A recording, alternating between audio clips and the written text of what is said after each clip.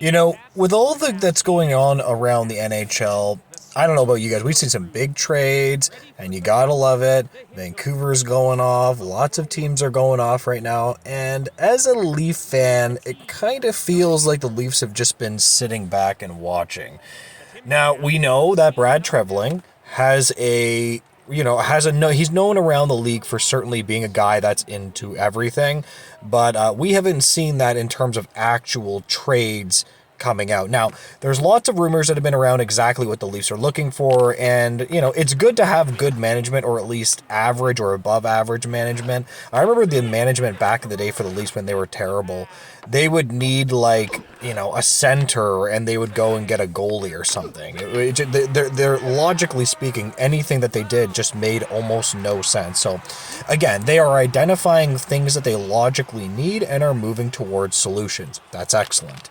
So we know that they have wanted a center with term for a while.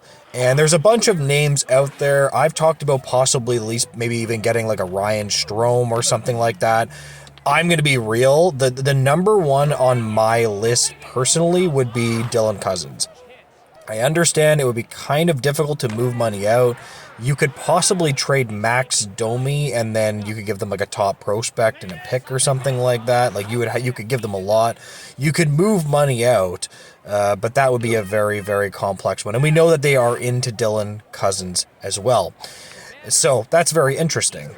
And now we have more information from Darren Dreger today that the St. Louis Blues, of all teams, might be able to consider trading their center, Braden Shen. Now, I was thinking about starting this video off by saying the Leafs are interested in Shen, and then which Shen, but whatever.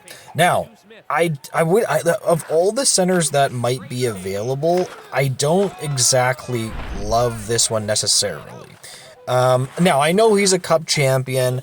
I want the Maple Leafs to solve this for a long, long time. Now, I'm not saying he wouldn't be somewhat of a long-term solution, but I just want a younger player, in my opinion. Braden Shen is currently 33 years old.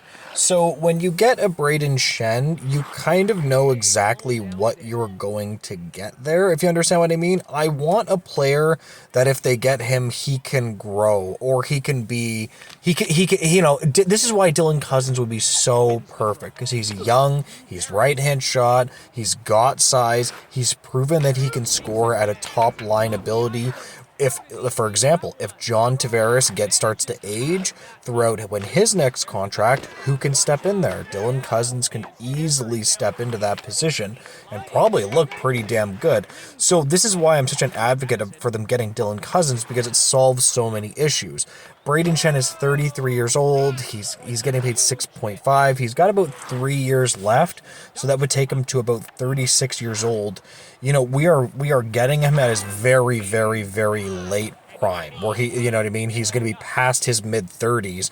So these are probably his worst years. So this is why I'm not a huge fan of this. Now, it's not that I don't like Braden Shen, though. I want to be clear. Like, Braden Shen is a good player. He's a champion. He's a good player. Like, I just don't think this is the solution that the Maple Leafs should be searching for. And Elliot Friedman did go through recently and said on his 32 Thoughts podcast, the Maple Leafs have a wish list of centermen, which is interesting. Again, please, for the love of God, get somebody with term. The one thing that I want the Maple Leafs to do more than anything is, like, if you have an option to solve this issue, just do it. This is why when I made my video on Dylan Cousins and the multiple teams that Kevin Weeks said that were interested in Dylan Cousins, it really perked my ears up. Now, another issue with all of these centers is they all have term and they all have money, right? So the Maple Leafs would really, the logical name would be Max Domi. He's getting paid somewhat. Max Domi, in my opinion, he's just been not very good for the Maple Leafs at all this year. I'm not really sure if this is what Max Domi is. He just is a level of inconsistency that's really, really frustrating. He's so up and he's so down, and Last year, he came on the wing with Matthews, and, I understand that he looked pretty good there, but I just watch him, and I think he has absolutely no impact on the game at all. So, as a Leaf fan, it's pretty frustrating to see that contract not working out. I actually like that contract when they signed it as well. It's just crazy the way players just completely take a step back. So that's one player that you could maybe negotiate. I think he has some no trade protection, but hopefully, you would have to work it out with him somehow. And if the Maple Leafs, let's be clear, if they want to truly sign or solve their center position, they are going to have to trade a premium asset 100%. It is what it is. Like you can't expect the Maple Leafs to solve something without giving up a top prospect. A lot of people are not going to want the Leafs to give up Easton Cowan.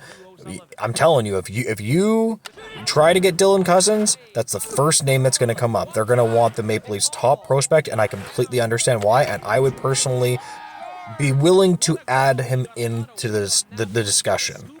Okay, so question of the video. Of all the centers that are actually available, which center would you like the Maple Leafs to go for? So, it could be Ryan Strome, Shen, it could be Cousins, it could be anybody. My hat, obviously, is in the ring of Cousins. It just is what it is. It's the perfect solution. If you get Shen, we're going to have a bunch of old centers with Tavares and Shen down the middle. I'm sorry, that just does not make logical sense. It just did not make logical sense. Like, I don't know why you would do that. You're just creating another issue. You get Dylan Cousins, it's perfect. John Tavares starts to age. He settles back down into the third role, or you can push him over to the wing and just use him as a specialist on the power play. Dylan Cousins goes right up into that 2 slot. It's a perfect solution. Anyways, that's just my take. Drop yours below. If you could like, comment, and subscribe, I would greatly appreciate that, guys. And make sure to have a great day. Bye, guys.